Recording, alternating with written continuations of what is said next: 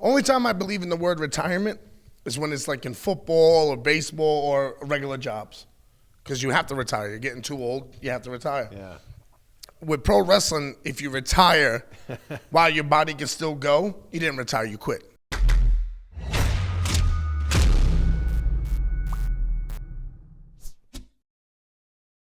We're recording. We're recording. There it is. What up? We're recording. You did the little thing there. It's called slating. Yeah. How do I? I'm not a. I don't know. I don't know. That sounds like that could be like a wrestling term. Yeah, we just slayed it. Yeah, man. We So just we'll go out there and like you'll slate and. Yeah, and maybe I'll slay back. Maybe I won't. Let's feel it out there, brother. Let's feel it. You get the brother thing? Yeah, brother. It has to be brother, right? Oh. Everybody's a brother. Not to me. I tell them all, hey, what's up, man? All right, cool. That's it. I feel like people call each other brother in the wrestling world because they don't want to learn the names. Oh, yeah, but you know what I mean? I get that, but I don't use brother. I'll be like, hey, boss, hey, chief. Oh, boss. Yeah, boss, okay. Yeah. New York thing. And like if I don't know a girl's name, hey, love, hey, sweetheart, how you doing? Oh, like, I don't. That might be crossing a line these days. Nowadays, you're saying sweethearted. They're like, and I'm like, no, I don't mean it. Disrespect. Like, what's going on? Sweetheart's just a whatever. It's not my fault you met some douchebag guy that called you sweetheart and then broke your heart. I'm not that guy. I could be, but I'm not. Could be. I'm not. I'm so pumped to see you in NWA. Thank you, man. Thank you. I appreciate it. We're here in Atlanta right now for the NWA Powerrr A-Town. tapings. You know what I mean? Yeah, A-Town and Hot Atlanta, I believe. Yeah. Okay, well, the interview's over. And now we're done. I thought you were going to ask me about the zones or Bankhead. So you don't. Yeah. We'll skip that. For everyone who knows what I'm talking about, you know what I mean. Zone 3. You know what I mean. What up, Decatur, Bankhead. Anyway, I'm so super confused now. But I'm so glad you landed here though. Like, it doesn't make sense for Eddie Kingston to not be on TV. It does. It does make sense, and, okay. and I'll tell you why. And we talked about it a little bit. It's a business. If WWE see something that they can use me for to sell merch or get viewers, then they'll use me. AEW, same thing. If they see, oh, Eddie Kingston can bring in this many people, oh, he can sell this many shirts, or he's a good fit here, then they'll use me. Mm-hmm. And like I was telling you before, I never want to be that guy that's just somewhere and I'm just there. There's no ideas for me. I'm just sitting in the back waiting, because I did that on my first time at Impact. Right. You know what I mean? And when I was part of the DCC with Bram and James Storm, you know, after a while they were just like, all right, sit there, Eddie. And I was like, oh, yeah, well, so I'm here. So they'd bring you in but not actually put you on the show?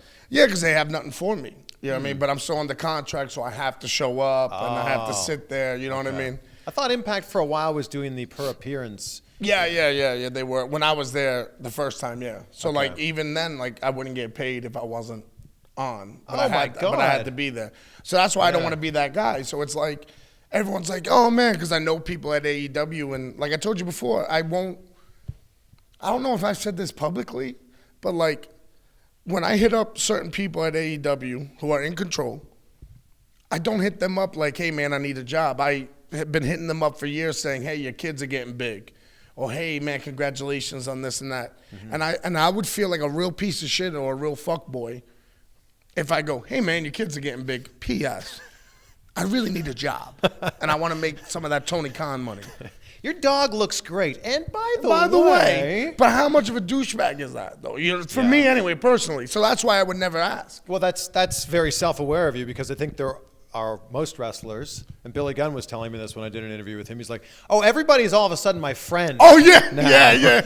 Best buds. Hey, Billy, you remember that time? No, I don't, because I don't even know if that really happened. That's what I said, I'm sure a lot of your friends have been reaching out since you became the head coach. He's like, oh, yeah, and they're all my friends. Yeah. And it's hard, you know what I mean? Like, I asked, again, I don't want to mention names, but I asked certain people at AEW, and it was so hard for me to do it. Like, I was uncomfortable in my skin. I was like, hey, man, you mind just throwing my name out there? And they'd be like, yeah, Eddie, of course. What's wrong? And I'm doing this, scratching. And then, like, they were like, yeah, Eddie, we'll do it. And then later on in the night, I'll go up to them and go, yo, I'm sorry.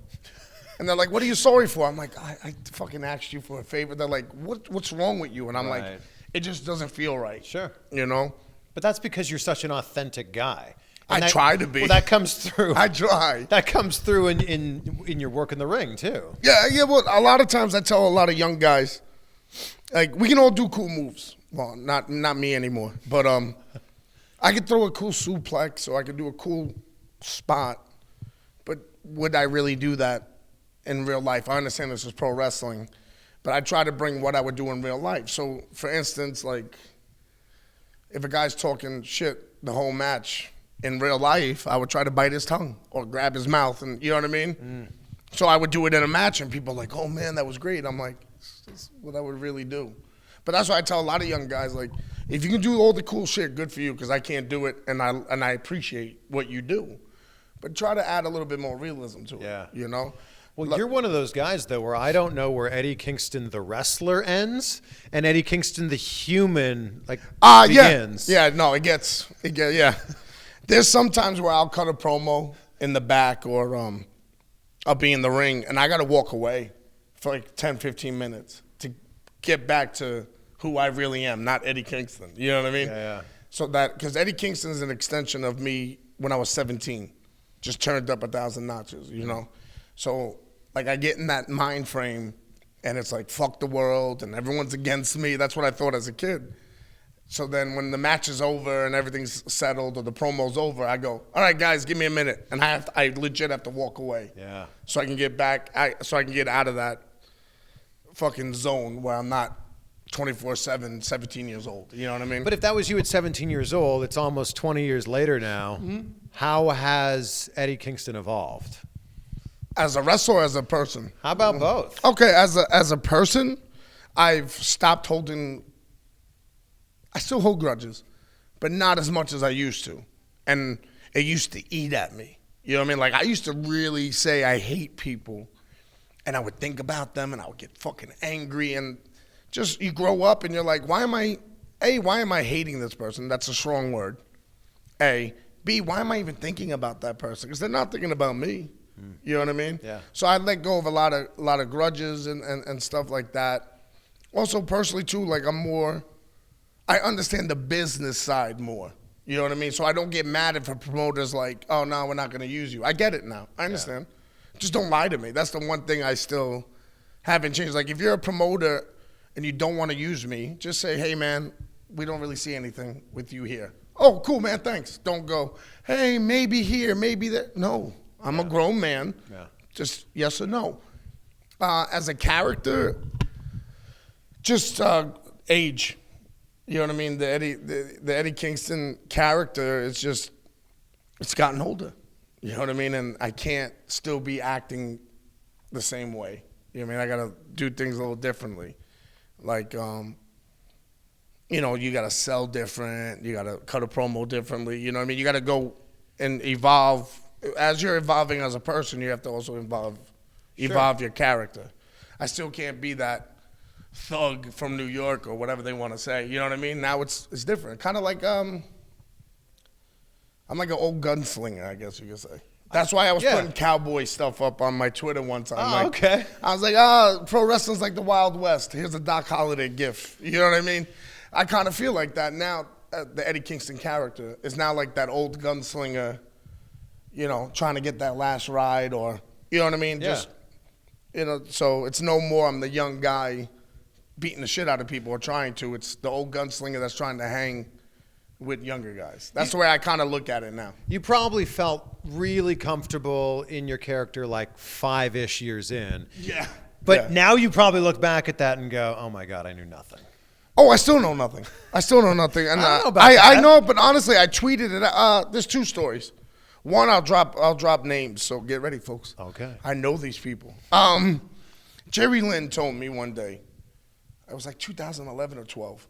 We're just sitting down talking bullshit. And by the way, Jerry Lynn, so happy. I hope you're doing better, brother. I know he had hip surgery, I believe. Yeah.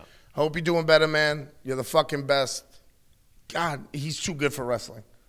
Jerry Lynn's too good for this business. Honestly, I don't know.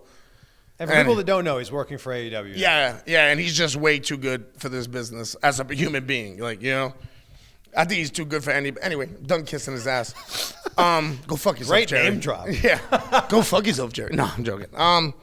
He just said to me, you know, Eddie, I always learn something new in this business. I don't know anything. So I'm sitting there, and I'm like, this dude's been here, there, here, there, here. He's a big name to me, da-da-da-da, or he's a big name in wrestling, not just to me. And if he says he doesn't know anything, I have no right ever in my career to say anything. So then now everyone knows I'm close with Homicide and Low-Key. Still to this day, 18 years in, I'll send them a match or a clip, and they'll rip it apart. Wow. They'll rip it apart, and I'll go, oh, okay, they were right about that. Shit, I should have done that. Yeah, I should have been more aggressive there. That's a dumb spot. Why would I? They're right. Why would I do that? You know what I mean?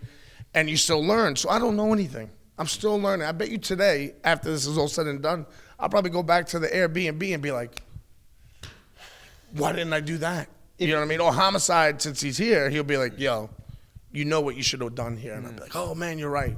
So it's always a learning thing, you know what I mean? But if there is a match that you were to send to someone and say, this is the match I'm most proud of, what would that be? None. Oh, come on. No, I'm being so serious. So serious, because I think every match I have, I can always tell a better story. Yeah. What's the match? Okay, then fans come up to you and go, oh, man, that match with so-and-so. A lot of times they bring up, like, my match with my original trainer, Mike Quackenbush, from High Noon. Chikara's first pay-per-view. Okay.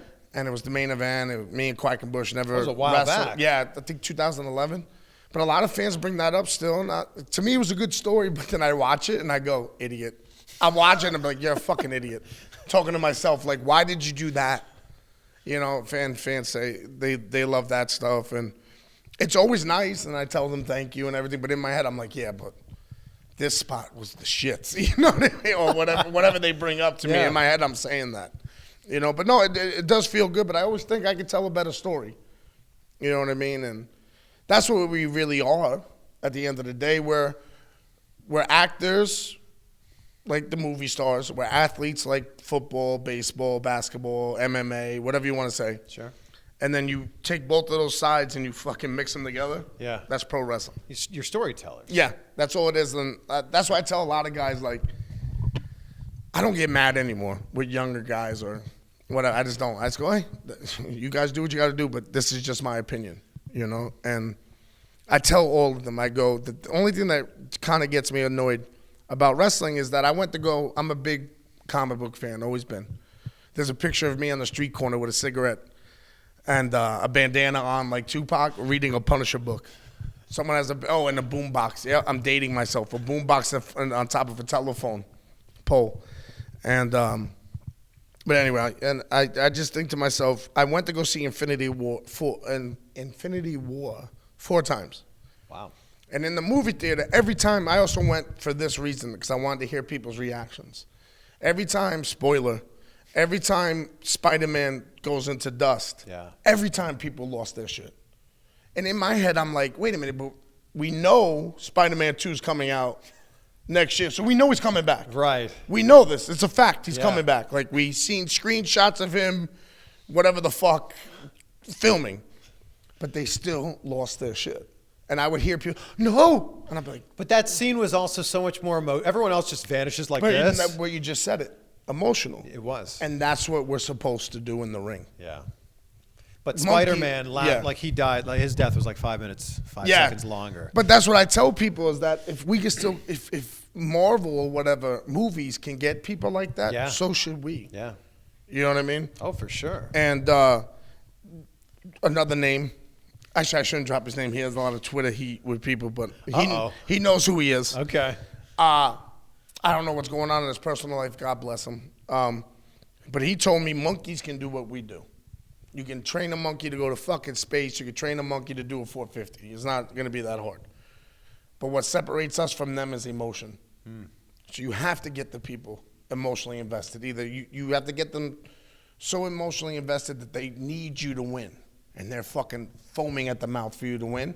Or they hate you so much that they're throwing garbage at you or whatever, you know what I mean? And everyone knows what the deal is, but just like they suspend their disbelief in a movie, they should be able to suspend their disbelief at a wrestling show. Well, and you're one of those people who can get that kind of heat. I try. You on the mic is so good. That's also me just talking. Thank you, but that's also me just talking shit and having fun with it. You know what I mean? But it's also this certain amount of confidence and arrogance. Yeah, it's very good. Well, I got the arrogant thing from when I used to get into when I get into any argument with any of my exes back in the day. They used to tell me what they hated was when I got really mad, I would become cocky. So they would yell and scream, and I'd be like, "Oh yeah, that's right. Yeah, so that's how you really feel." Okay, no, and I'd be like this. Yeah, no, sweetie, you're right. I'm wrong. I'm always wrong. You're right. You know what? Fuck me, right? Yeah, I'm wrong. And they would just go nuts. This is great. So in my head, I was like, if that drives them nuts, that's gonna drive everybody else crazy. So I'm like, I'll throw that in. You know what I mean? Or like, I guess when I'm a good guy or babyface, I don't know. I act the same regardless. You know what I mean? Yeah, it's just the crowd happens to cheer you. Yeah, I just happen to be involved of beating up a real bad guy or something. You know what I mean? So, who was it that inspired your promos? Oh wow, man. There's so many. You know what I mean? Like, again, I tell younger guys too: don't watch wrestling for spots. You know what I mean? Because we all know how to do that shit. We can come up with that shit. First off, a lot of the younger guys are fucking athletic as shit and can come up with these crazy spots. And I'll watch it and be like, holy shit. Like, I've never seen it before, But I tell them watch matches, not for the spots, but for why they did it or how they sold or like, for instance, Ricky Morton. I told one young guy, I said, Ricky Morton's considered one of the greatest baby faces ever. Because of the way he sold, and he had these people fucking crying and dying for him. Look at it and see why. You know what I mean? So that's what I do. Like, I'll pick apart, like, my favorite guys to watch for selling are Kenta Kobashi, Kawada from All Japan, and Ricky Morton, of course, Steamboat, Dreamer, Bret Hart. So, like, I'll take from all that. And the same thing with promos. Growing up for me, I was so into Macho Man because of his promos. Yeah. It had nothing to do with him feuding with Hogan or anything with it, but I'll never forget, just hearing him say, I see lust in your eyes.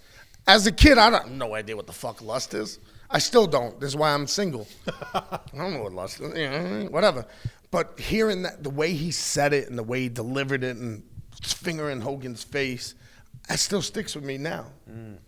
That Dusty Rhodes, of course, when we had illegal cable in the Bronx, so I would get NWA, but only in the winter, because my dad wanted to watch Inside the NFL on HBO. So that's all I got was NWA in the winter.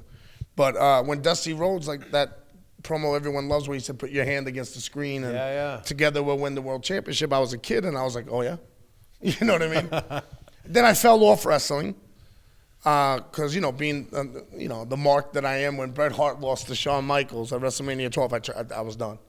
Because in my head, Bret was a shooter from the dungeon. Yeah. How did Shawn beat the shooter? This is bullshit. I'm done watching. ECW came along, and that was it. I'm hooked back in. Tommy Dreamer promos, Raven spoke to people like my generation. You know what I mean? Yeah. New Jack, because I grew up around guys like that. Shane Douglas, I was already a fan of Shane's when he teamed up with Ricky Steamboat in WCW, but his promos, you know what I mean? A lot of ECW promos really inspired me and drugged me back in. Mick Foley, like, how do you not love that? The ECW promos weren't scripted, which I think is what made them so great. One of my favorite of all time, and I play this for people all the time at my house, especially when, we had a couple of drinks. We'll say drinks.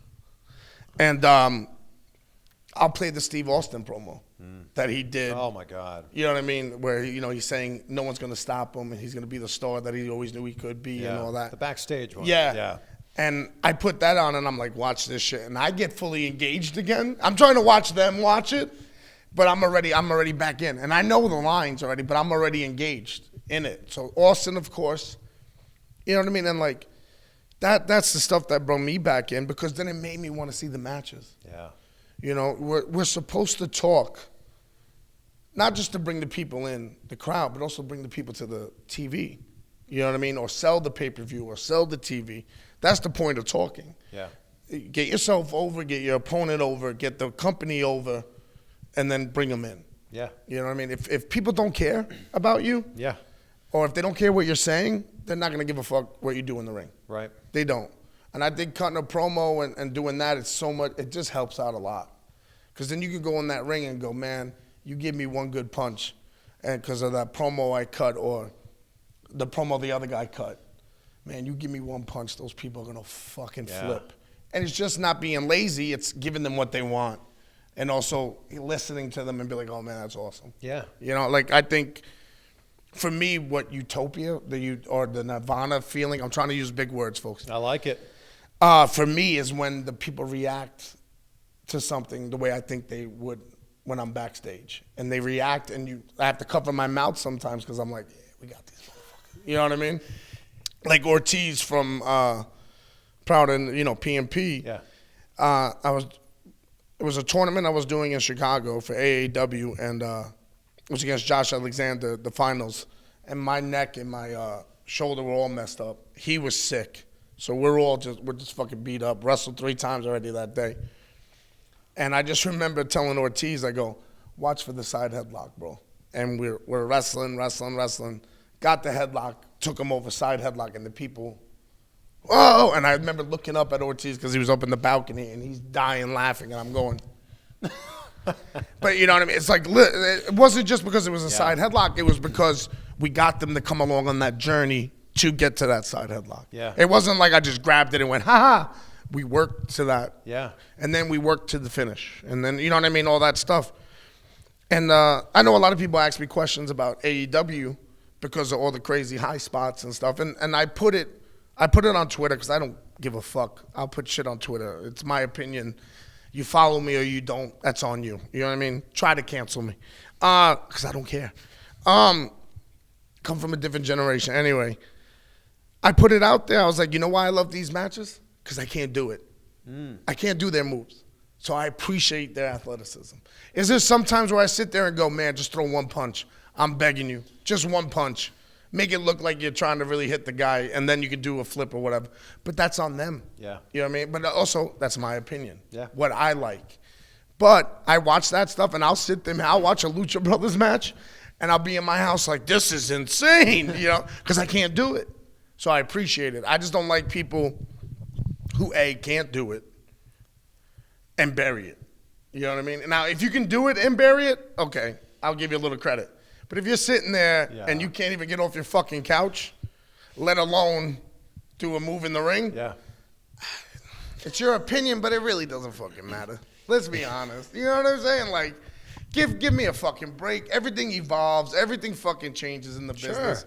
I remember the older guys telling me how when Steamboat and Flair would wrestle, the older guys would be like, you're killing the business. And now we sit here and go, fucking Flair and Steamboat, greatest thing in the world. You know what I mean? So it's like everything evolves and changes. So there's always going to be somebody there. Me, I just kind of look at it like, that shit is dope. I can't do it. God bless them. I hope they don't kill themselves and get hurt doing it. That's my main concern. When I see crazy stuff, I go, man, I hope his knees are going to last. You know what I mean? For that long. Well, you'd put it out there that last year could possibly be your last year. You've talked about why it wasn't. But I'll say it here. And that's fine, but we'll get to that in a second. But what was your plan? If 2019 was going to be your last year in wrestling, what were you going to be doing for work? Well, I've done construction my whole life. Okay. Local 580, what's up? Iron worker. I already looked up places in Oregon, Alaska, and like in the middle. Where was that Twilight movie done? In Seattle, right? Seattle, yeah, Washington. So I looked up all these places because I'm a loner by nature. I love that you referenced Twilight when thinking of Seattle. Yeah, isn't that where it's right? Yeah. But with the fucking sparkly. But you could also be like, where do the Seahawks play? First off, fuck Pete Carroll. Because I'm a Notre Dame fan, and when he was at USC, he was paying those motherfuckers, and that's why they beat Notre Dame. Fighting Irish, half Irish. Get at me, I'm a mutt. Anyway, I digress. You like that word? Wow. A big one. Anyway, I've been a loner a lot of my life, even as a kid. I don't need to be with people. It's nice, don't get me wrong. I'm hanging out with people, awesome. But I don't need to. It's not like I go look for, like, oh, man, I'm going out tonight for a couple drinks. I better call so-and-so. No, I'm going out. I'm going to have a drink. I'm going to go home. So I was just going to go move to these places. I was looking up construction jobs around there and welding jobs. I would have to get my welder's license again, which is easy for me anyway.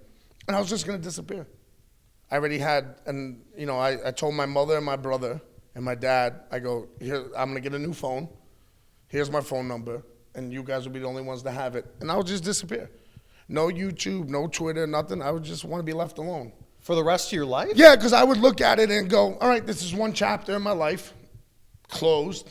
Goodbye. Just like, okay, I played high school football. It was over and done with. I didn't go to college because I got in trouble at school. Close that. Over. That's the way I look at things, you know what I mean? So pro wrestling, this was my job for X amount of time. Close it, done.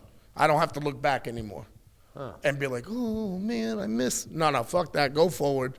You know what I mean? Either make new memories or live miserably. One or the other. You know what I mean? This is the way it is. So what changed? So, for those who don't know, my brother had a baby. I didn't get to see the kid right away because, on the road, everything. I saw him. He was about 7 months old, and I remember my brother goes, here, meet your nephew, Evan. And I'm looking at him, and I'm like, holy shit, this is weird. He's one of us, right?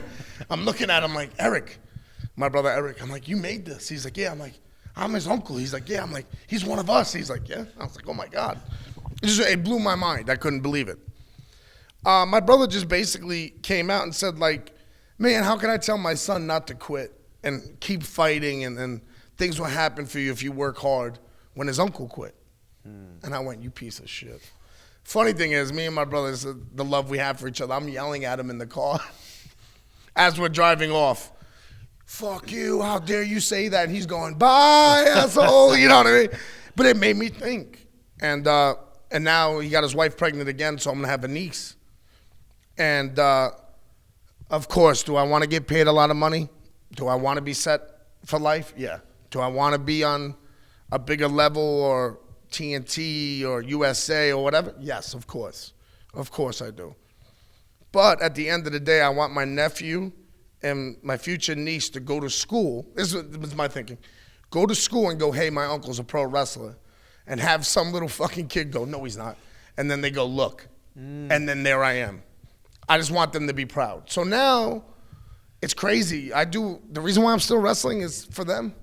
Wow. I'm wrestling for my nephew, Evan, and my niece. You know what I mean? I want them to be proud of me. But would you really look at it as quitting if you had the career that you had and then moved on, like you said, close that chapter and on to something else? Really? That'd be quitting. Yeah, because I didn't achieve what I wanted.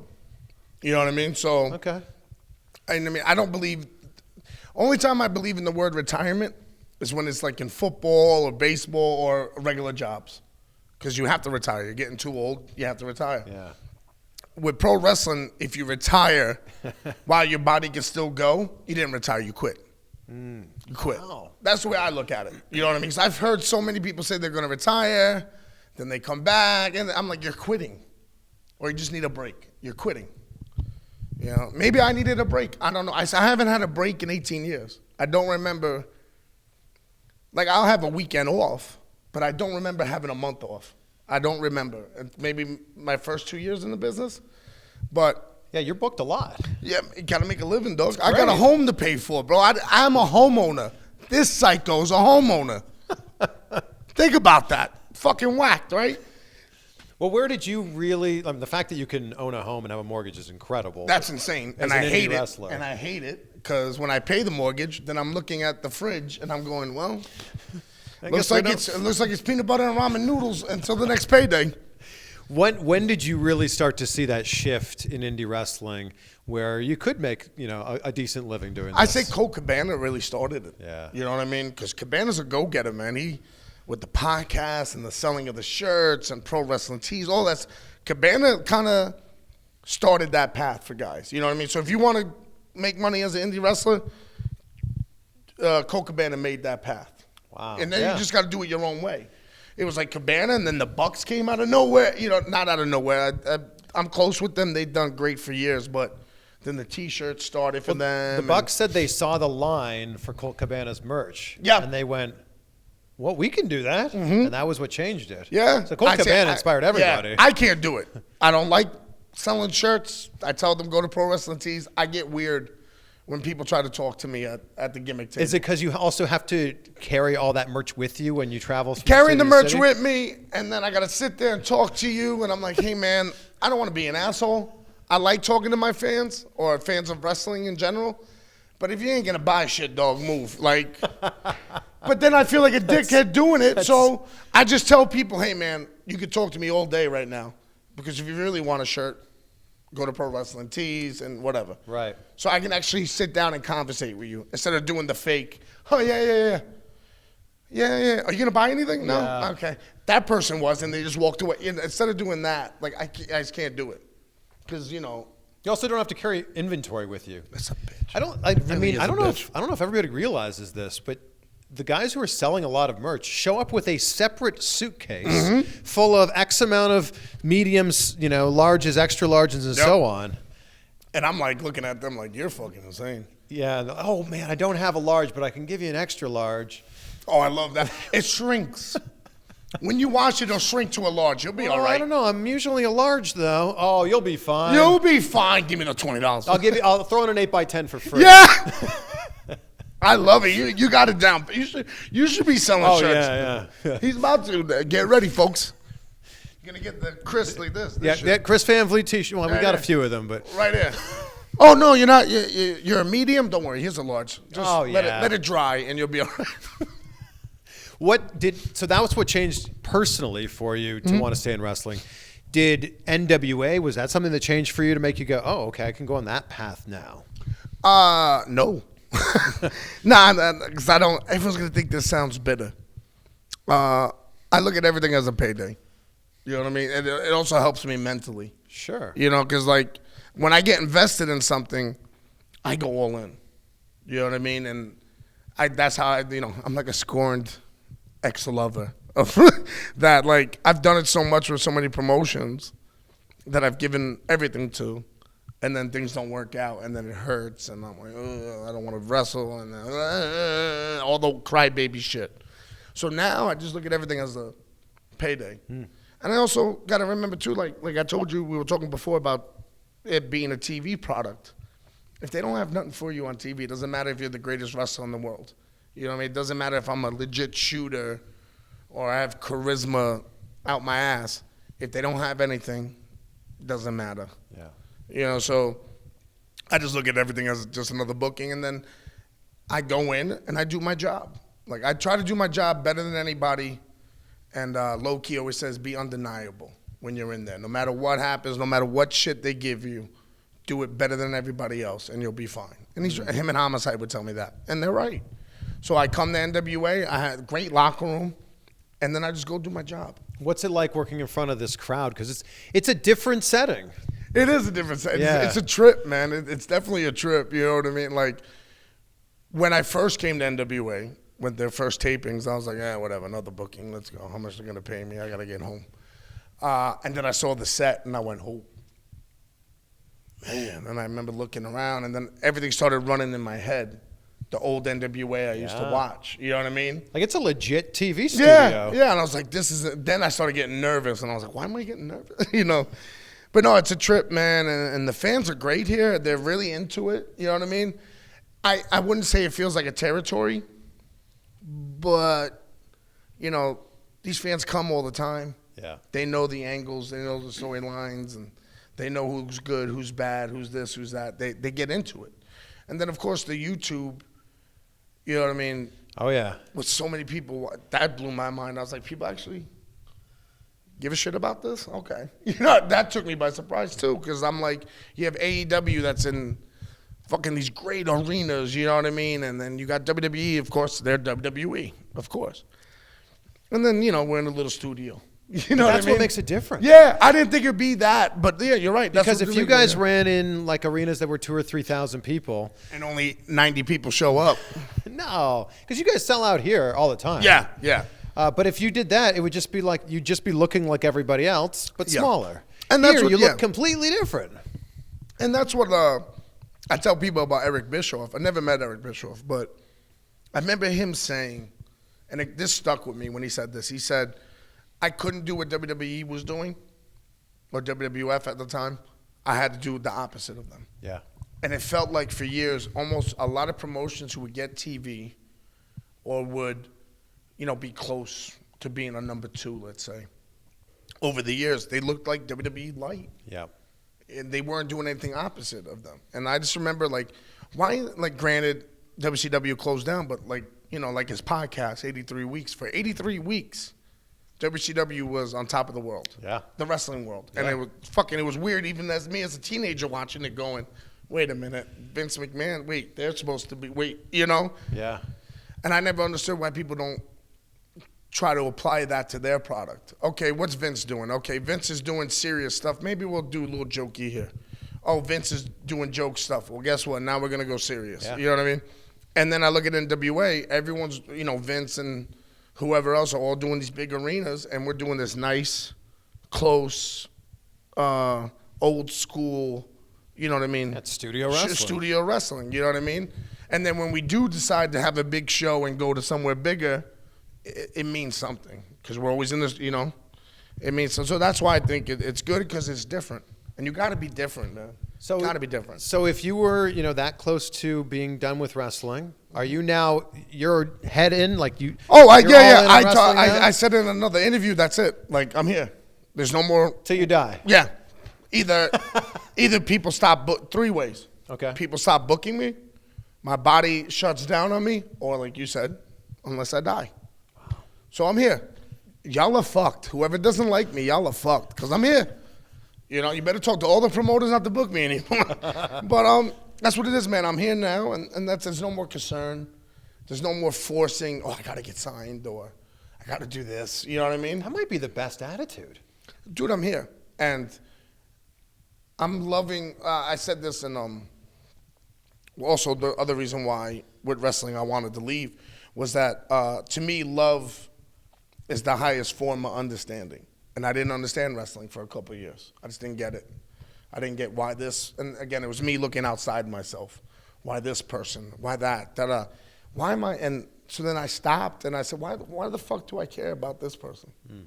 They're not feeding me. I'm not feeding them. Oh, wow, they got a contract. They're making a lot of money. Good for you, brother.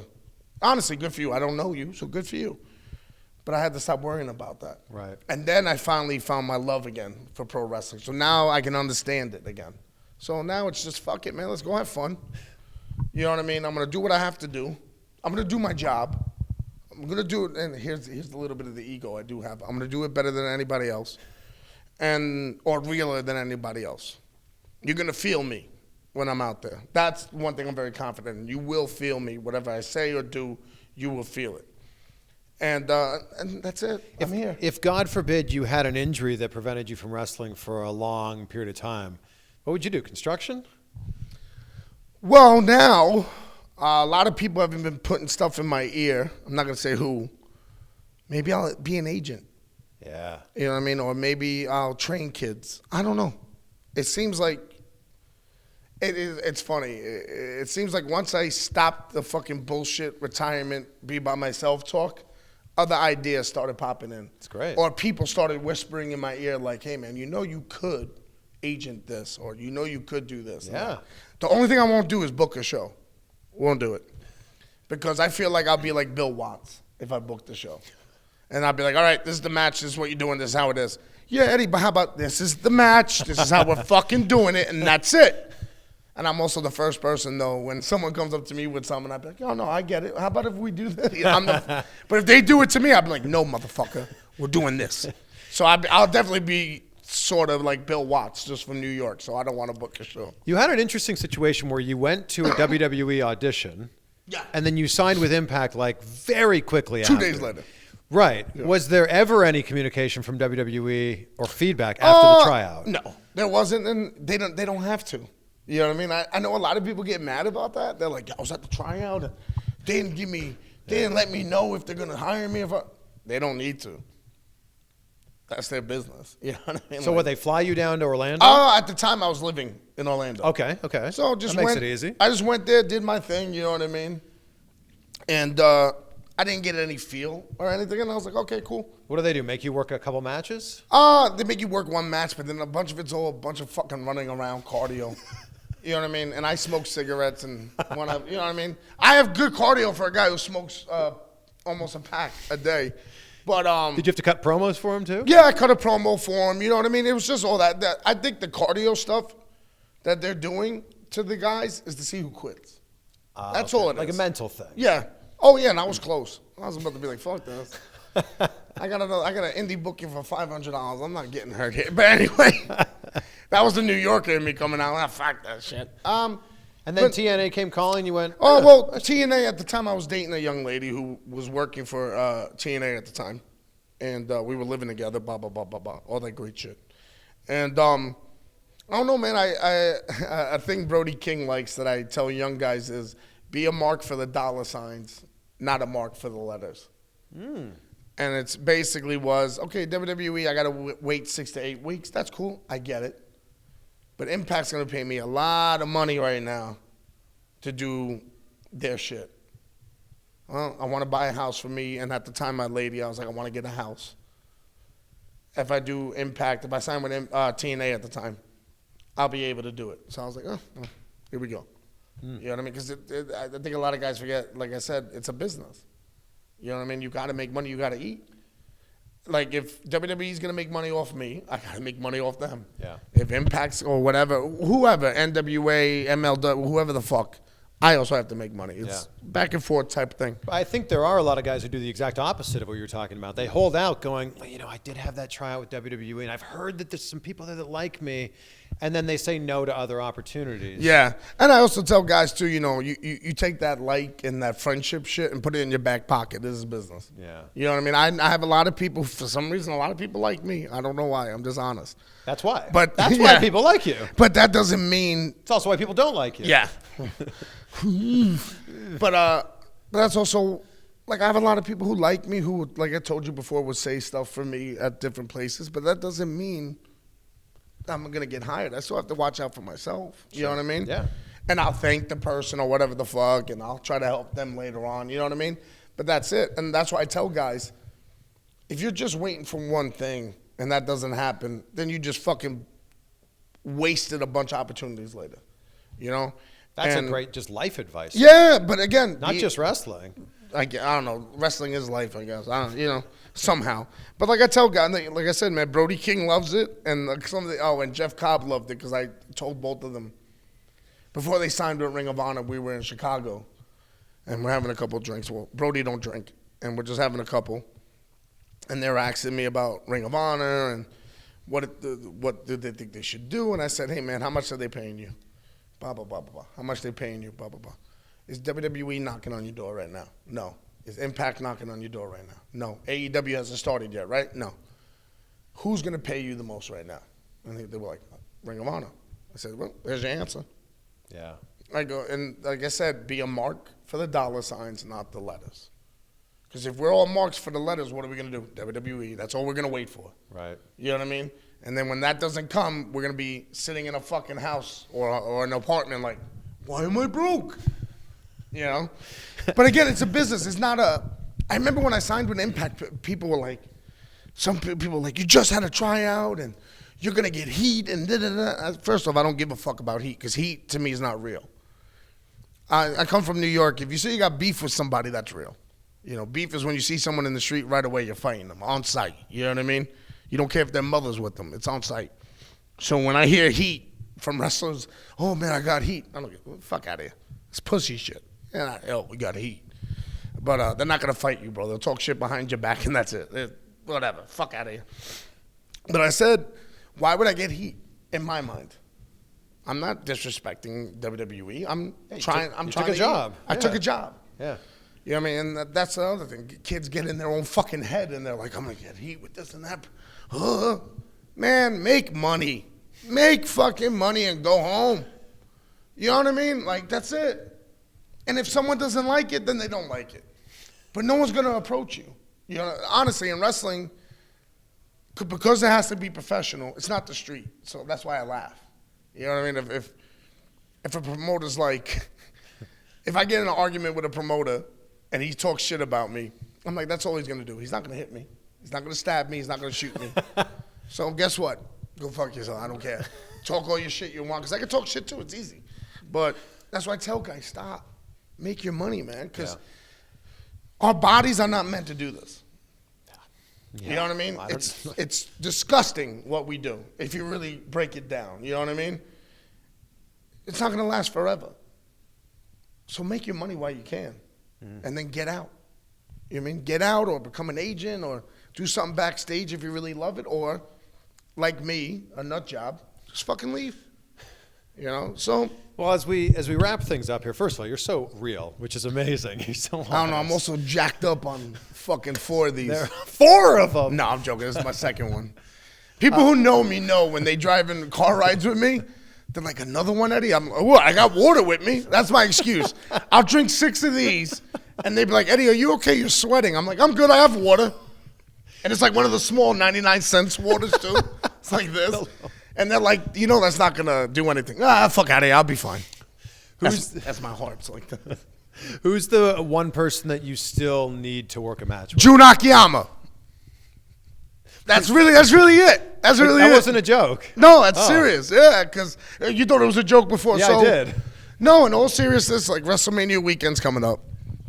And I've been very lucky and very blessed that other promotions want to book me. But I have a deal. I'm a man of my word. I try to be a man of my word. I have nothing signed on paper. To me, my word means more than anything I could ever sign. I told a certain promoter I would just do your shows for WrestleMania weekend. That's it. He said, oh, my, thank you, blah, blah, whatever. I'm like, yeah, dude, I'm with you. Don't worry about it. Not a big deal. Other places were like, oh, Eddie, why are you doing that? It's my word. That's why, motherfucker. If you don't understand that, then your word means shit. But anyway, I told other promoters, hey, man, if you really want me to do this, if you want me to say fuck the other bookings that I promised the guy, you got to get me Jun Akiyama. And every promoter goes, I said, all right, then we're good. Then we're good. You know what I mean? I can't wrestle Chono, Masahiro Chono, because he's retired. Can't wrestle Kenta Kobashi because he's retired. To me, Jun Akiyama was the 5th pillar of All Japan. He didn't get enough credit. Have you ever spoken to him? No, because he probably looks at me and goes, look at this fat fucking Mark. Let's be honest.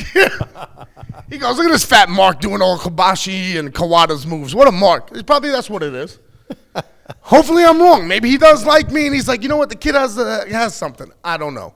But no, I never spoke to him. And people who know me know my favorite promotion of all time was All Japan, especially in the 90s. That's the shit that hooked me, and I was just stuck on it. You know what I mean? Like one night, you can ask the LAX, Proud and Powerful, Ortiz and Santana. One night they were staying at my house, and I put on All Japan, and I broke down every match to the point where Santana goes, man, shut the fuck up and let us enjoy it. I'm like, yeah, but you don't understand why they did this because of this. And then 2 matches beforehand, he did this move. This is why he countered it here. And they're like, shut up.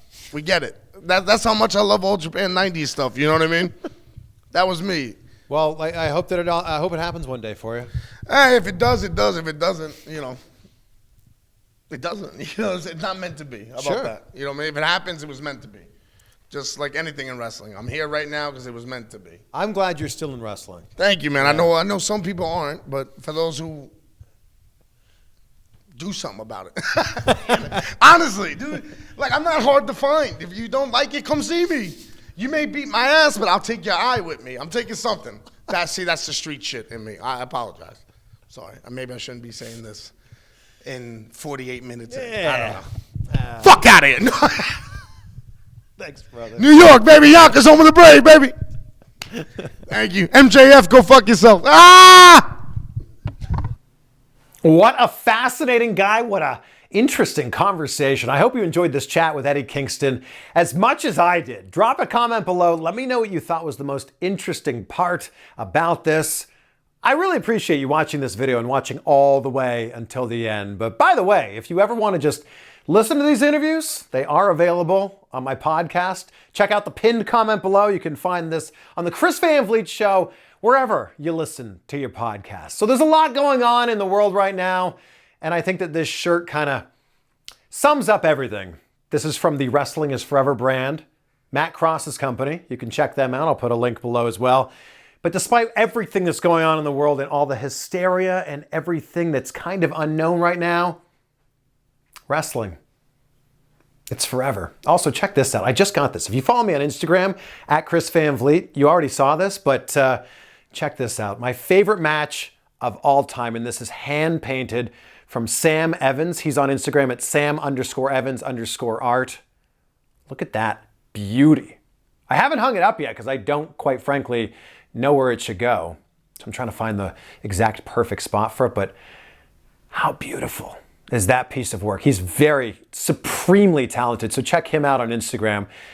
And it's so fitting that that arrived this week because it's the 18-year anniversary of the greatest match of all time. I happened to be there sitting in the 18th row. WrestleMania 18, Skydome, March 17th, 2002. That is the greatest, not just the greatest match of all time, because it is the greatest match of all time, but the greatest opening to a match of all time. Ooh, getting goosebumps just talking about it. Whew.